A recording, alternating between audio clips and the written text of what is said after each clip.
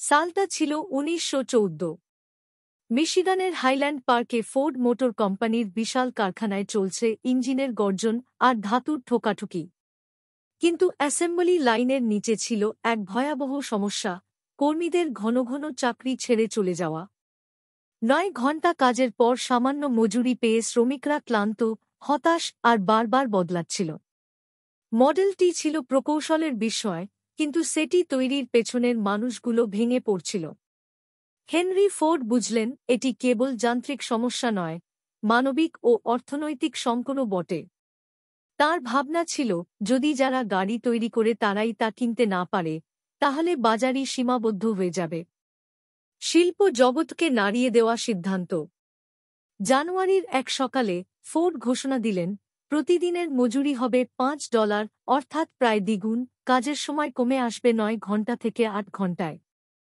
এই খবর শুনে প্রতিযোগীরা তাঁকে পাগল বলল, ওয়াল স্ট্রিট আতঙ্কিত হল, কিন্তু শ্রমিকরা উল্লাসে ফেটে পড়ল। হাজার হাজার মানুষ ভিড় জমাল ফোর্ড কারখানার গেটে। কোম্পানি পেল দক্ষ ও বিশ্বস্ত শ্রমিক আর কাজের মান বেড়ে গেল। সার্থক চক্রের সূচনা।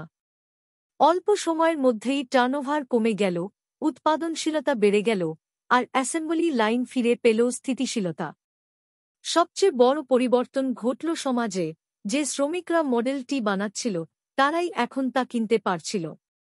তাদের হাতে থাকা অতিরিক্ত টাকায় তৈরি হল নতুন ভোক্তা শ্রেণী, যা পুরো আমেরিকার অর্থনীতিকে এগিয়ে নিল। এক সিদ্ধান্তে বদলে গেল ইতিহাস। $5 দিন শুধু মজুরি বৃদ্ধি নয়, এটি ছিল এক চিন্তার বিপ্লব, যা প্রমাণ করেছিল মানুষের বিনিয়োগই শিল্পের সবচেয়ে লাভজনক বিনিয়োগ।